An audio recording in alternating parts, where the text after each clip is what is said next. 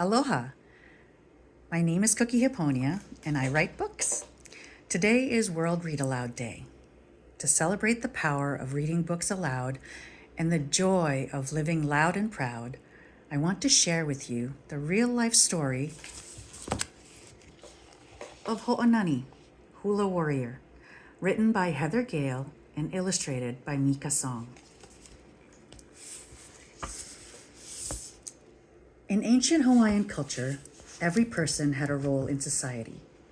Mahu, people who embraced both feminine and masculine traits, were valued as healers and as caretakers and teachers of ancient traditions. In Ho'onani Hula Warrior, we hope to show that, in the spirit of this Hawaiian tradition, we can make room for all people, kane, wahine, mahu, and show every person the same unconditional acceptance and respect.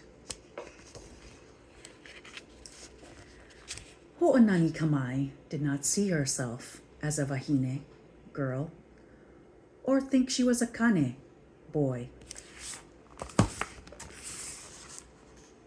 She preferred just Ho'onani. She is who she is, her mother said. She does what she wants, her father said. But her sister, Kana, wished Ho'onani did not sing songs so loud or play ukulele faster and better than every kane at school. There's her dad and mom and sister.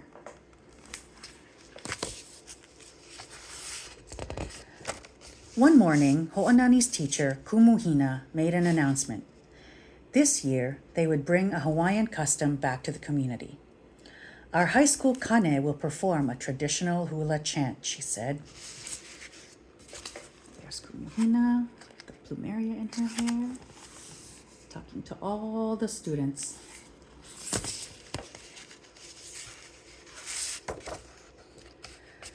Closing her eyes, Ho'onani could almost smell smoke from the driftwood fire. Hear feet stomp, stomp, stomping.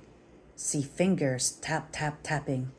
And palms pitter, pat, patting. She sighed. If only she were kane and old enough for high school.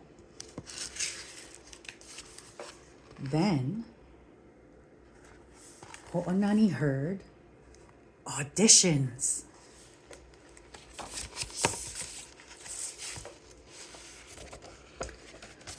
Ho'onani could not wait to tell her family.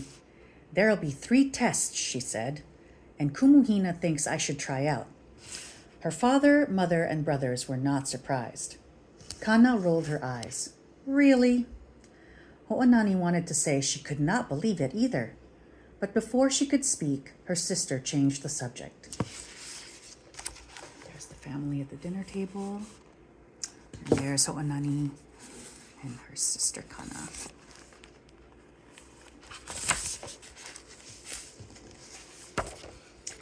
The next day, Ho'onani jogged to the gym. She peered inside. Strolling down the line, Kumuhina inspected each kane's stance. On her command, their arms rose, bending at the elbows. When Kumuhina pushed down hard to measure warrior strength, Ho'onani's breath quickened. There's Kumuhina pushing down to test the warrior strength. And Ho'onani thought she should be with them. Her mind made up, she strode inside. One by one, their faces changed. Look at the boys. Their faces changing. A wahine! A wahine? Not a wahine! Last in line, Ho'onani lifted her arms. As Kumuhina pushed down, she held her place. Strong, sure, and steady.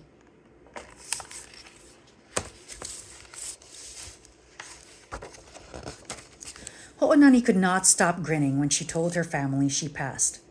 Kana frowned. How embarrassing. Her words made Ho'onani's chin tremble. She wanted to ask Kana if they could ride bikes again, like they used to. But before she could speak, her sister had turned away. There they are at the dinner table again. Let's see Ho'onani's. Ho'onani's sad. Her chin is trembling.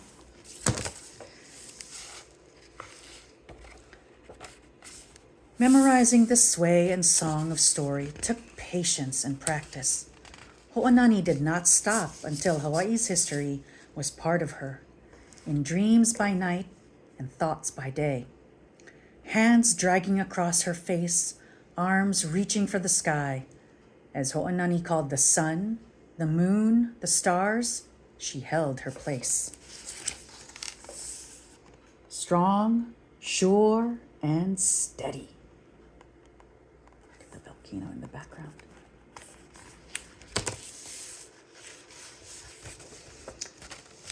Finally, it was time to choose a leader. Ho'onani's stomach twisted in nervous knots. One kane, another, and then another stepped forward. Ho'onani studied them. See, look at her studying. Who was nervous or worried? Who stood tall? Who slouched? Who stayed focused and who squirmed? What do you think? Which one of these boys was doing what?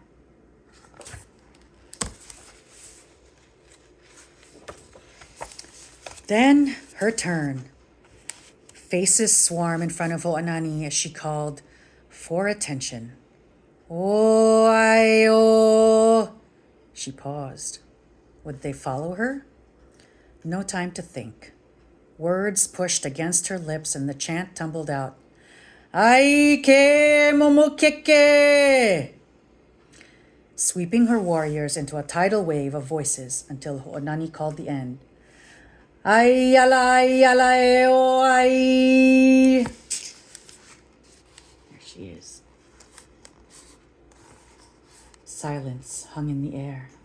Look, she's so nervous, but she's being brave. When Ho'onani saw complete awe and true acceptance, she held her place. Strong, sure, and steady, she was their leader.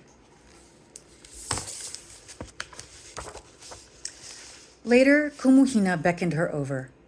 Her teacher spoke with respect and honesty. She said some might not appreciate a wahine leading their sons up on stage. They might create a fuss. Ho'onani knew she could not quit now. She had earned this position. She thought of her sister and looked up at Kumuhina. If someone wants to leave, she said, that is their problem. See, there's Kumuhina trying to reassure Ho'onani.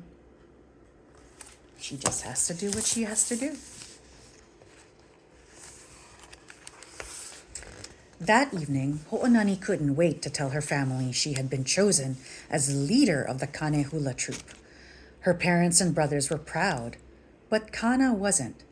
Why do you always have to reject wahine things? Kana said. Just because I feel more Kane doesn't mean I'm not wahine. I'm in the middle. Why can't you let me be me? Said Ho'onani. Before Kana could speak, Ho'onani left the table.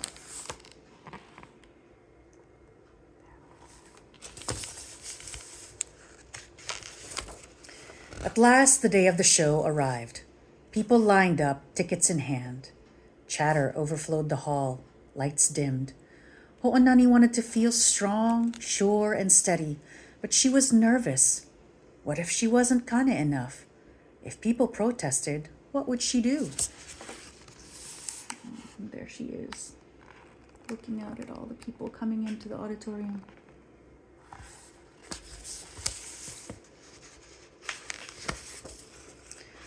From behind the curtain, a voice boomed. The next day, the island shook violently. Tutupele erupted from the depths. Oli! Ho'onani shouted, back on cue. Ready or not, it was time. And to the beat of drums, the thud of heels, the clack of sticks, she toe heel stomped across the stage. There's Ho'onani, toe heel stomping across the stage.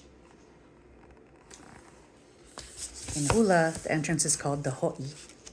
That's what Ho'onani is doing. Ho'onani faced the crowd. Her skin prickled. She felt their curiosity stir the darkness, but she held her place. Strong, sure, and steady.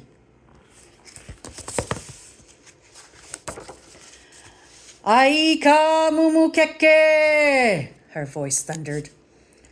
The crowd gasped with appreciation and roared with approval. Look at that. Look how powerful her voice is. One person stood. Ho'onani caught her breath. Kana? Look at her sister standing in the audience. So proud of her and clapping. Ho'onani had found her place.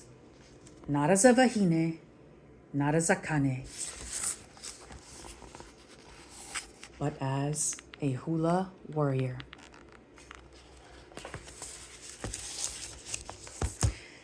Thank you for listening to my story. If you want to find out more about Ho'onani Kamai or other gender-expansive and gender non-conforming people around the world, you can scroll through for a list of other books and resources in this post. The list is also in my post below. Happy reading! Aloha!